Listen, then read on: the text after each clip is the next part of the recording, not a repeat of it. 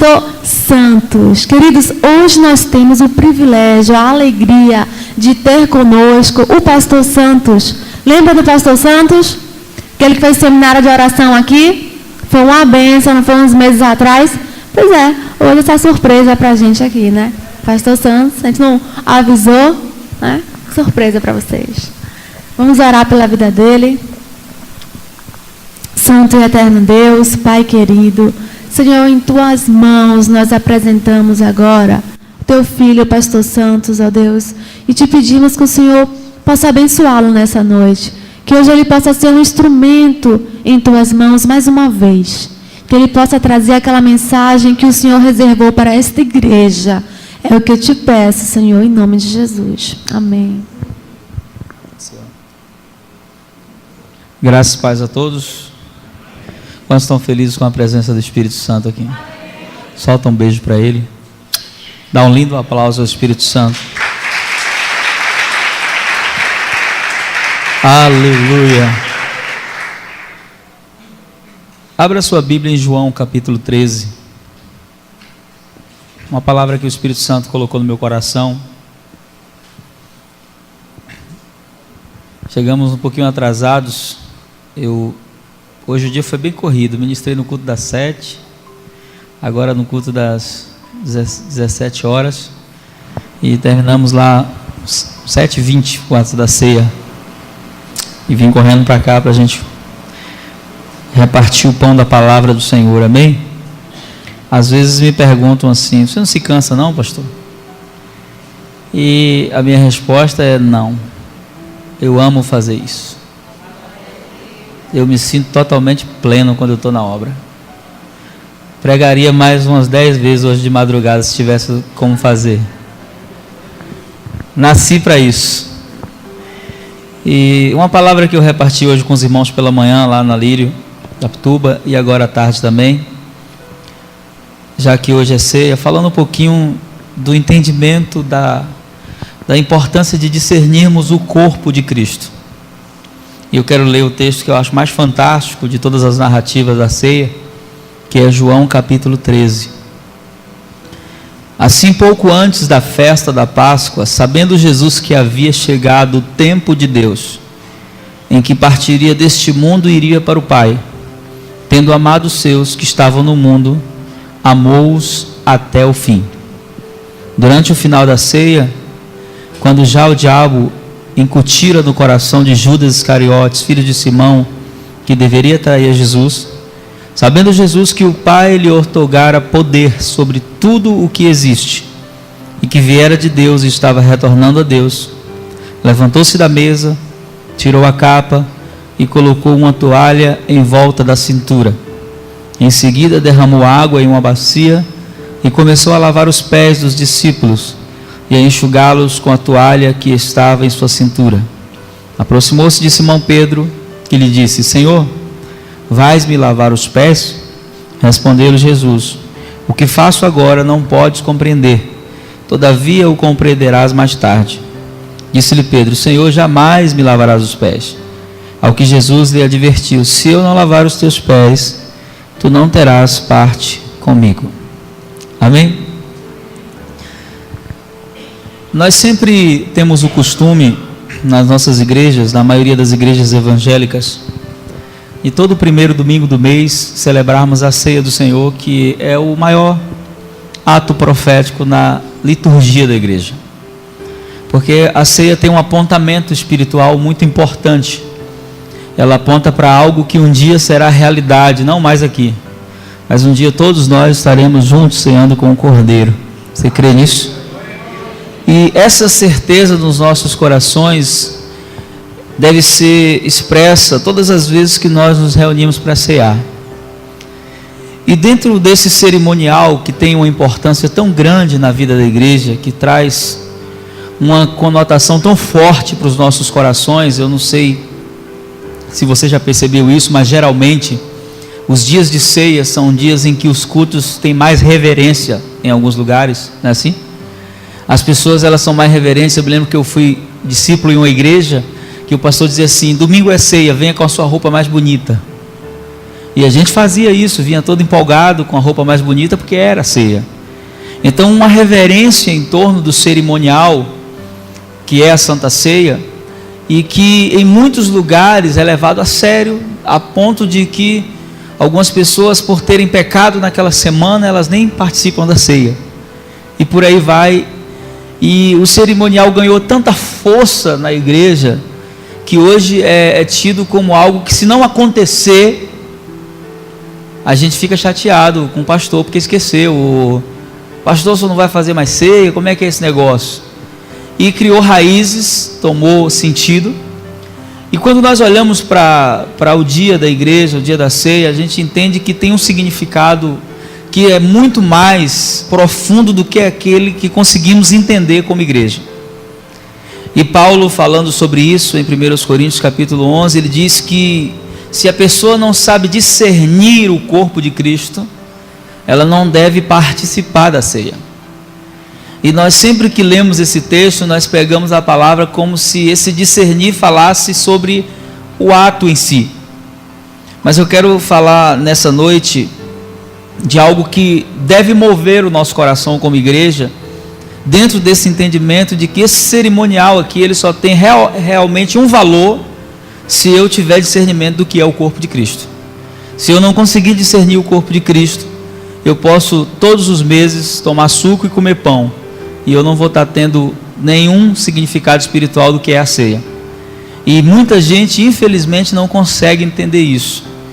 E essa parte é a parte mais forte. Por quê? Porque Jesus, ele tem uma trajetória de 3 anos e meio com seus discípulos. Mas essa parte da vida de Jesus, que já são horas antes dele ser entregue, dele ser traído, Jesus, ele faz algo que ele queria que ficasse marcado no coração dos discípulos. Aqueles homens, eles puderam vivenciar na presença de Jesus milagres que todos nós aqui queríamos ver. Tem coisas que não foram escritas. João disse que se fosse escrito tudo que Jesus fez, os livros da terra, os lugares da terra não seriam suficientes para tantos livros. Então tem muita coisa que eles viram, que eles ouviram, que eles presenciaram, mas Jesus queria deixar algo no coração deles, na sua ceia de despedida com eles, que marcasse eles profundamente, a ponto de que a caminhada deles fosse influenciada por essa ação. Por isso ele diz para Pedro: você não vai entender agora o que está acontecendo, mas mais tarde você vai entender. E essa ceia que Jesus faz no momento oportuno da vida dele, João vai dizer que ele sabia que havia chegado o seu momento de passar desse projeto que havia se fechado para o tempo que o Pai tinha estabelecido. Então o que ele faz? João começa o seu texto dizendo que Jesus, tendo amado os seus que estavam no mundo, amou-os até o fim. Amou até quando? Diga para o seu irmão assim: o seu amor não pode ter prazo de validade. Amém? Ele amou até quando? Até ser traído? Não. Até ser negado?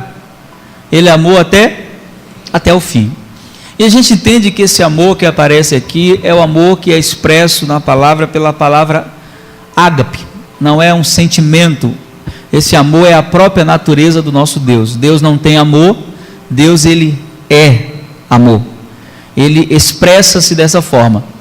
Então Jesus começa aqui, João destaca essa questão do amor. Por quê?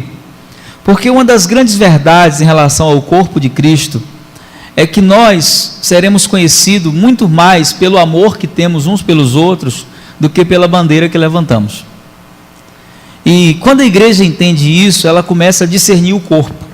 Quando a igreja começa a viver esse amor que Jesus viveu, quando a igreja começa a ter a experiência que Jesus teve desse amor, ela começa a viver realmente o verdadeiro evangelho. Então esse amor aqui, muito mais do que um sentimento que eu tenho por você, ele é parte da natureza de Deus em minha vida. Romanos 5, versículo 5 vai dizer que o Espírito Santo já derramou o amor de Deus no seu coração, amém? Então vira para o seu irmão e diz assim: esse amor já está aí. E esse amor, ele não é um sentimento em si. Esse amor, na verdade, é uma ação relacional que Deus tem conosco. Como Deus me ama? O coração de Deus não bate acelerado por mim. Ele me ama porque a natureza dele é me amar. E João expressa isso no versículo mais famoso de toda a história da Bíblia, que é João 3, versículo 16, que diz: Deus amou o mundo de uma tal que ele fez o quê? Ele deu o seu Filho. Então a expressão maior desse amor é o próprio Cristo, o próprio Jesus. Ele é a expressão maior. Só que quando nós começamos a analisar isso, esse amor, nós vamos descobrir que esse amor em nós, derramado em nosso coração, ele deve provocar uma resposta. Ele deve ter um resultado que não se move somente assim. A cruz, ela tem uma haste que vai assim, e a gente pode aplicar João 3,16 a ela, né? Deus amou o mundo, mas ela tem uma haste que vai assim, que vai de forma horizontal. E aí, quando nós vamos ler a palavra em 1ª Epístola de João, capítulo 3, versículo 16, abra sua Bíblia só um momentinho. 1 João 3,16. Abre aí.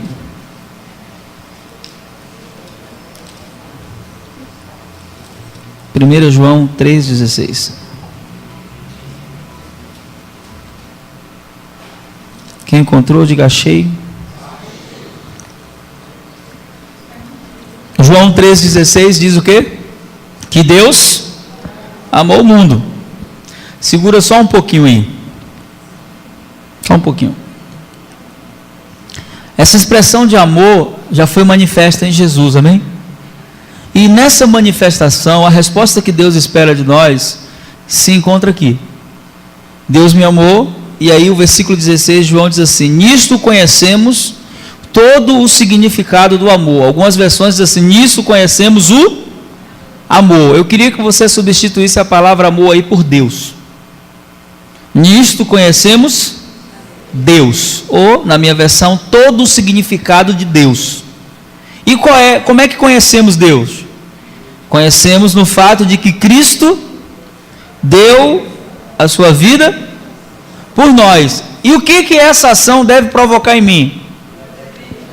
Devemos dar a vida por nossos irmãos. Pergunta para o seu irmão assim: você crê que isso é verdade? Eu creio, pastor. Quantos creem? É fácil viver isso? Não é. Mas é uma realidade espiritual que precisa ser experienciada. Mas ela só é possível quando nós passamos a ter a atitude de Jesus, a postura dele. Jesus sabia que Judas iria traí-lo, mas mesmo sabendo, Jesus se comporta de acordo com a natureza dele. Ele não cede a essa tentação de responder a Judas de acordo com o que ele estava fazendo. Então, quando nós olhamos para Jesus e a expressão de João dizendo que Jesus amou os seus que estavam no mundo e amou-os até o fim, Jesus estava decidido no seu coração a amar, independente da resposta que ele fosse ter dos discípulos. E esse tem que ser o nosso pensamento. Nós temos que estar decididos a amar, independente da resposta. Ah, pastor, mas todo amor quer uma resposta. Aí eu vou dizer para você o que Paulo disse em Coríntios: se o amor realmente é praticado, ele sempre vai ter uma resposta. Vai ser sempre respondido, porque o amor nunca falha. Você está aqui hoje, você é uma resposta do amor de Deus à humanidade. Você entregou sua vida para Jesus, então você é uma prova de que o amor vale a pena. Amém? Só que é da mesma forma que fomos amados que nós precisamos experienciar esse amor. E aí João acrescenta algo, ele diz que Jesus amou os seus que estavam no mundo. Por que ele usa essa expressão? Porque Jesus não amava pessoas imaginárias. Jesus amava pessoas reais. E as pessoas que estão no mundo, olha para esse irmão aí, dá uma olhadinha nele. Ele é alguém que está no mundo, amém? Pessoas que estão no mundo são pessoas que têm falhas. Pessoas que estão no mundo são pessoas que nos irritam, são pessoas que traem, são pessoas que decepcionam, são pessoas que falham. Mas Jesus, é como se Jesus estivesse dizendo assim: eu estou amando independente da resposta que essas pessoas poderiam me dar, e não seria surpresa nenhuma resposta, porque Jesus já conhecia o homem. É o que vai dizer o texto. Então, quando eu olho para essa palavra, eu vou entender que eu tenho uma responsabilidade pessoal no meu relacionamento com Deus, amém? Mas eu tenho uma responsabilidade corporativa. Você sabe qual é o maior problema dos nossos dias em relação à igreja? É que a maioria das pessoas que estão fora da igreja hoje, elas não estão fora porque elas cometeram um pecado. A maioria das pessoas que estão fora da igreja hoje, elas estão fora porque elas foram machucadas na igreja. O movimento que mais cresce hoje no Brasil é o movimento do sem igreja. Não estou falando de desviados. Eu estou falando de pessoas que se dizem cristãs, mas que não querem congregar em lugar nenhum. E quando você vai ouvir, eu conheço muitas, todas elas estão feridas. E por um motivo simples. A maioria das pessoas que permanecem na igreja, muitas ainda feridas, e muitos dos líderes que estão dentro da igreja não têm ainda um discernimento do corpo. Porque quando eu tenho o discernimento do corpo, eu não tenho a intenção de te machucar nunca. Porque todas as vezes que eu te machucar, eu estou me machucando também. Quando eu tenho o discernimento do corpo, eu respeito você. Quando eu tenho o discernimento do corpo, eu sinto a sua dor. Quando eu tenho o discernimento do corpo de Cristo, eu caminho uma milha a mais com você. Mas quando eu simplesmente falo da igreja, eu falo de uma forma superficial, mas eu não vivo realmente o Evangelho, eu vou ser alguém que vai ferir e vai ser ferido. E aí você encontra pessoas que têm dito assim, é uma ideia comum nos nossos dias, eu vou ser crente em casa. Mas eu quero dizer para você que é impossível viver fora do corpo. Você pode encontrar até um corpo sem membro, por aí. Sem uma mão, sem um dedo, sem um pé. Mas você jamais vai encontrar um membro vivo, desconectado do corpo. Alguém já encontrou um pé andando pela rua sozinho? Se você ver, pode amarrar que é demônio. Já viu uma mão? Só no filme da família Addams, né? Então não existe vida fora do corpo. Para você estar sendo nutrido, para que você cresça espiritualmente, você tem que estar conectado ao corpo de Cristo, amém? E estar conectado ao corpo é muito mais do que ir à igreja. Muito mais. Porque você não é convocado a ir à igreja, você é convocado a ser parte da igreja, amém? Assim como eu tenho ensinado todos os dias lá na Livre dos Vales da Pituba, dizendo que nós não devemos ir para a igreja adorar. Não vou para a igreja adorar a Deus. Não, você não deve ir para a igreja adorar.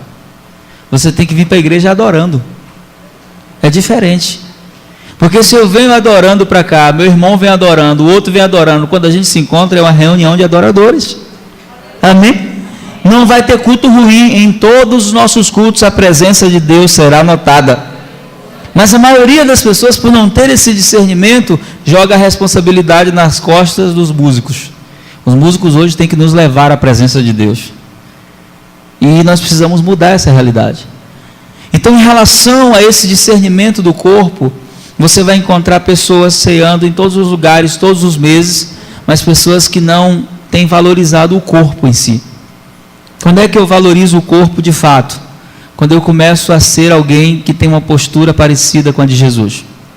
Quando eu começo a ser alguém que tem uma postura igual à de Jesus. Alguém que conhece a si mesmo, sabe qual é a sua missão, sabe qual é o seu projeto, mas alguém que compartilha isso com outras pessoas. E aí, um fato interessante em relação a isso, queridos. Às vezes nós somos muito religiosos. A gente participa, a gente valoriza mais esses ingredientes aqui e tem maior reverência por eles do que pelo irmão. A gente tem um respeito pelo cerimonial, mas pouco respeito aos irmãos. Então nós não discernimos o corpo. Eu começo a discernir o corpo de fato quando eu entendo que você é parte de mim, amém? E de que eu preciso de você para caminhar na fé, eu não consigo caminhar só. E Jesus gerou essa dependência em nós somos dependentes uns dos outros para caminhar na fé. E quando começamos a entender isso, a ceia deixa de ser apenas um cerimonial, ela passa a ser algo que acontece todos os dias da minha vida. Que não é apenas algo que eu vou fazer no primeiro domingo do mês, eu vivo a ceia nos meus relacionamentos, eu respeito o sangue de Jesus na sua vida. Quando eu olho para você, que você me irrita, que eu fico com vontade de te agredir, eu vou lembrar que você tem o sangue de Jesus na sua vida, e aí eu posso até não respeitar você, mas eu tenho que respeitar o sangue que te comprou. E quando nós começamos a discernir isso, nós começamos a crescer nos nossos relacionamentos. Mas as pessoas na igreja, elas olham tudo antes de olhar para o sangue. Elas olham tudo antes de olhar para a cruz. E nós temos que mudar a nossa visão, porque senão a gente vai se tornar pessoas religiosas. E você sabe que religião é pior do que demônio. Porque demônio você expulsa. E religioso, para você libertar, meu irmão, é um negócio terrível. E muita gente faz isso. Vive a vida inteira na igreja, machucando pessoas, não tem compromisso com o corpo, não está ligado ao projeto de Deus para a localidade dele, mas no dia da ceia, ele é alguém totalmente irreverente. E essa reverência Deus descarta, porque isso aqui só tem sentido se eu tiver aliança com você. Isso aqui só tem sentido se nós tivermos aliança uns com os outros. E Jesus, para provar o significado disso aqui, porque Jesus tinha o costume de comer com seus discípulos, mas esse dia foi especial. Jesus queria fazer algo, queria marcá-los para sempre. Era costume, ao chegar na casa de alguém que tivesse dinheiro, ser recebido já na porta por um escravo. E esse escravo, ele tinha a responsabilidade de lavar os pés dos visitantes. Os estudiosos bíblicos dizem que essa ceia aconteceu na casa de Maria, mãe de Marcos. Alguém que era muito rica e uma das mulheres que seguiam Jesus. Mas nesse dia, com certeza, Jesus de propósito disse para Maria assim: olha, libera o escravo, dá folga para ele hoje. E aí Jesus vem com os discípulos, entram, não tem escravo para recebê-los, para lavar os pés deles. E eles entram e a postura estranha, tinha que ter um escravo aqui, não tem. Eles sentam, participam da ceia com os pés sujos, da poeira do caminho, mas também não há disposição no coração de nenhum deles de fazer algo. Eles ficam ali na deles. E Jesus começa a cear. De repente, antes de terminar a ceia, Jesus resolve fazer algo. Ele se levanta, tira o seu talite, coloca no canto, pega a toalha, pega a bacia e ele se inclina diante dos discípulos e começa a lavar os pés deles. Nós lemos nos relatos bíblicos, você vai encontrar sempre todos os anjos, arcanjos, todos eles se prostrando diante do Deus Todo-Poderoso. É assim ou não é? A Bíblia diz que todo joelho há de se dobrar e toda língua há de confessar. Mas nesse momento acontece o inverso. Deus se dobra diante de um homem, a pessoa de Jesus, e lava os pés daquele homem. E quando ele começa a fazer isso, que ele chega em Pedro dissipa. Pedro tenta fazer o que Jesus fez com João Batista, né? O João Batista disse para Jesus: não, eu que tenho que ser batizado. Pedro: não, Senhor, você não vai lavar os meus pés. Se eu não lavar os teus pés, você não tem? Você sabe como é que a igreja aplica isso hoje? Se você não lavar os meus pés, você não tem parte comigo. A igreja inverteu isso. Eu digo assim para Diogo: se você não lavar meus pés, você não tem parte comigo. Mas Jesus não ensinou isso. Jesus disse que se eu quero ter aliança com você, eu tenho que estar disposto a lavar os seus pés. Que se eu quero ter aliança com você, eu tenho que estar disposto a te servir. Esse foi o princípio que Jesus ensinou. Mas hoje foi invertido pelos pastores.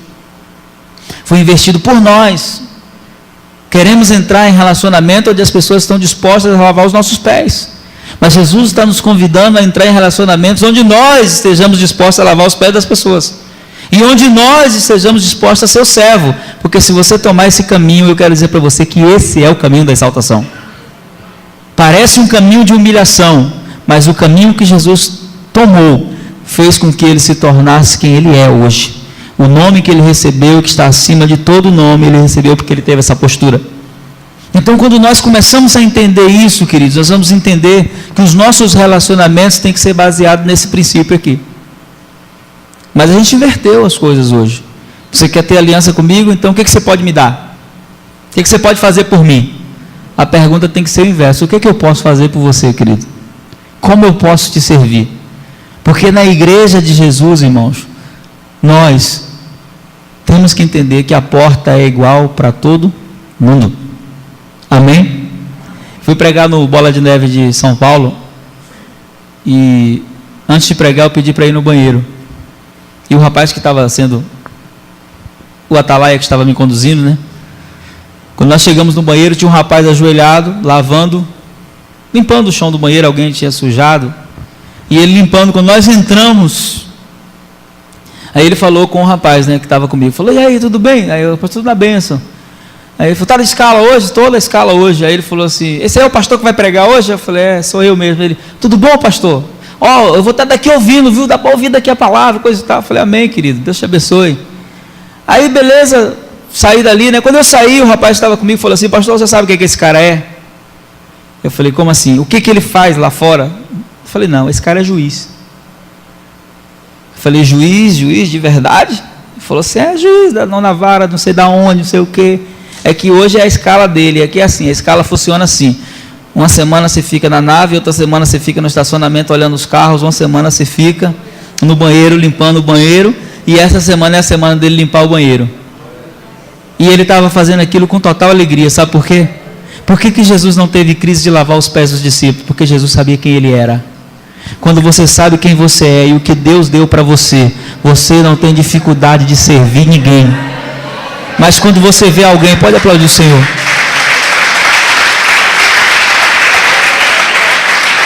Quando você vê alguém que tenta oprimir as pessoas, que tenta coagir as pessoas, essa pessoa não sabe quem é, não tem identidade, não sabe o que recebeu de Deus, por isso quer manter o que tem na força. Mas quando você sabe quem você é em Jesus, e você é filho de Deus, e essa é a maior herança que você pode ter, quando você tem certeza de quem você é, você serve, e serve sem medo de perder aquilo que Deus te deu. Por isso Jesus, o texto vai dizer que ele sabia o que o Pai havia colocado nas mãos dele. Existe algo que Deus reservou só para você, querido, ninguém vai tomar. Você não precisa se preocupar com isso. E quando você já sabe o que é, quando você tem certeza do que Deus te deu, você serve. E quando você serve, você vai crescendo. A gente quer crescer de várias formas, né? Mas a forma do reino de Deus para crescer é sendo servo. Quanto mais servo eu sou, mais Deus vai me fazendo crescer. E quanto mais eu cresço, mais eu fico mais servo. É uma coisa meio maluca, não dá meio para entender. Então, eu quero deixar essa palavra para você nessa noite. Muito mais do que comer pão e beber suco de uva. Viver a ceia nos nossos relacionamentos todos os dias. Como é que eu expresso isso? Sendo seu servo. Como é que eu faço isso? Servindo você. Mas você é pastor, meu irmão. O pastor que não tem essa consciência, ele não sabe o que é ministério. E quando você começa a entender isso, você descobre que o evangelho é lindo. O que torna o evangelho feio? A religião, a disputa de poder. Mas quando há um coração convertido e disposição em servir, em fazer o que está escrito em Filipenses capítulo 2, olhar para o meu irmão e considerar ele como superior, e ver o que eu posso fazer para abençoá-lo, o evangelho se torna o que ele foi projetado para ser, uma boa nova, uma notícia contagiante, que quem ouve quer participar. E é esse evangelho que o Espírito Santo quer que nós venhamos viver, não só nos nossos dias de ceia, né? Não só nos nossos cultos, mas de fato e de verdade nos nossos relacionamentos. Depois que Jesus termina, eu quero fechar, encerrar com isso. Ele diz assim, capítulo 13 ainda, ele diz assim: Simão Pedro disse: Senhor, não me lave somente os pés, mas as mãos e a cabeça. Ele diz: olha, quem já está limpo não precisa ser lavado. Pois Jesus sabia quem iria traí-lo. Por isso disse: nem todos vocês estão limpos. Após haver lavado os pés dos seus discípulos, tornou a vestir sua capa. A versão original diz: colocar o seu talite. Voltou a sentar-se à mesa e fez uma pergunta para os seus discípulos. E essa pergunta vale para a gente hoje aqui. Amém? Jesus perguntou assim: vocês entenderam o que eu fiz? Pergunta para o seu irmão assim: você entendeu o que ele fez? Vocês entenderam o que eu fiz? Aí ele disse assim: vocês me chamam mestre e senhor, e vocês estão certos. Eu sou, de fato. Dessa maneira, se eu sou o Senhor e Mestre, mesmo sendo Senhor e Mestre, eu lavei os pés de vocês, igualmente vocês devem lavar os pés uns dos outros. Eu dei-vos o exemplo para que, como eu fiz, vocês também façam. A gente sabe que lavar os pés aqui também é muito mais do que fazer um cerimonial, de pegar uma bacia, de lavar os seus pés.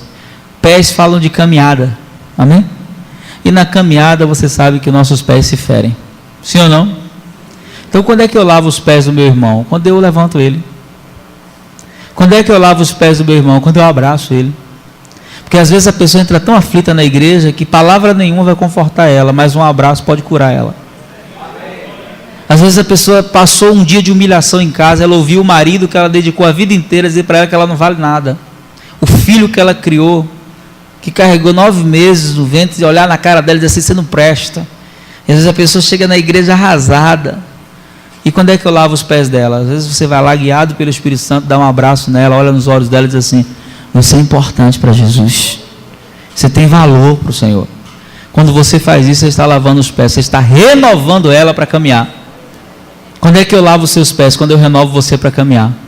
E essa é uma função que não é uma função do pastor, essa é uma função de todos que são discípulos. Você é discípulo? Então a nossa função é renovar os nossos irmãos para caminhar. É lavar os pés deles, é quando vê o irmão desanimado, ao invés de jogar pedra, de criticar, chegar para ele e dizer assim, meu amado, vamos lá, eu estou contigo e Deus está com a gente, então vamos nessa. Quando você gera esse coração, ninguém pode parar uma igreja dessa. Ninguém pode segurar uma igreja que entende esse princípio. Era isso que os irmãos viviam em Atos 2,42, a comunhão deles era o maior instrumento de evangelismo que eles tinham. E que a nossa comunhão se torne o nosso maior instrumento de evangelismo. Que as pessoas ao chegarem em nosso meio, elas olhem para nós e elas digam assim, nossa, que povo é esse? Porque Jesus disse que assim nós seríamos conhecidos como discípulos dele. Amém? Pode dar um aplauso ao Senhor.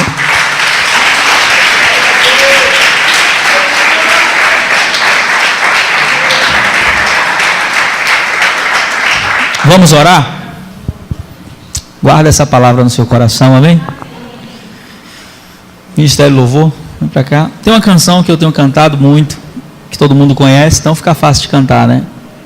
Que diz que nós recebemos um novo coração do Pai. Quantos receberam um novo coração? E você vai cantar essa canção, mas não vai só cantar, você vai profetizar na vida do seu irmão, amém?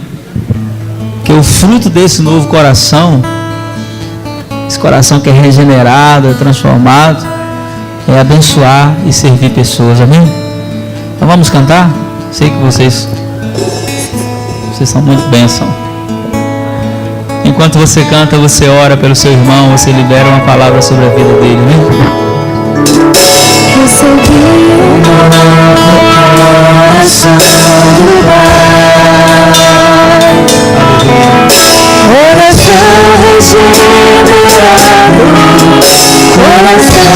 Ministra a vida do seu irmão essa noite.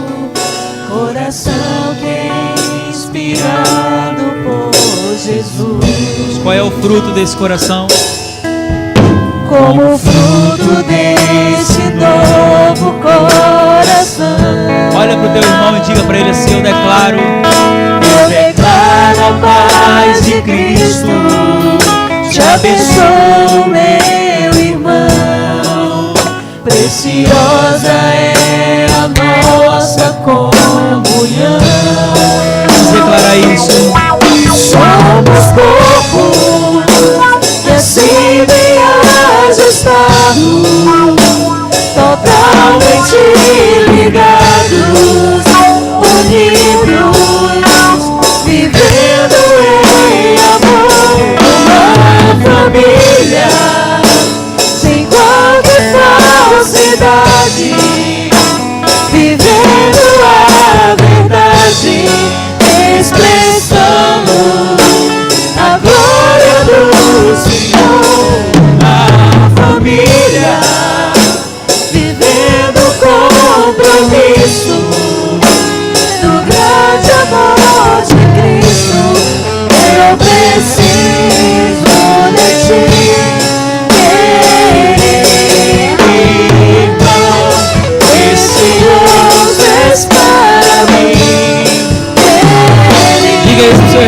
preciso de ti. Eu preciso de ti.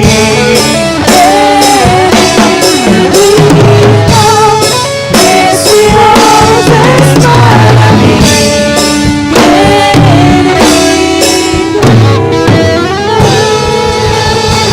Aleluia. Aleluia. Pega na mão desse irmão, nós vamos orar nesse momento. Senhor, nós queremos receber essa palavra, Senhor, como uma exortação do Teu Espírito Santo, para analisarmos a nossa caminhada, a nossa trajetória contigo, e o propósito para o qual fomos comprados pelo Teu sangue, Senhor. Não fomos comprados pelo Teu sangue, Pai, somente para sermos salvos, mas para mostrarmos que o Teu projeto não falhou lá no Éden. O Senhor tem uma família na terra, Senhor. Essa família, Senhor, de filhos semelhantes a Jesus, comprados com o sangue dele, para viver a vida que ele viveu. Ele morreu a nossa morte, para que nós pudéssemos viver a vida dele.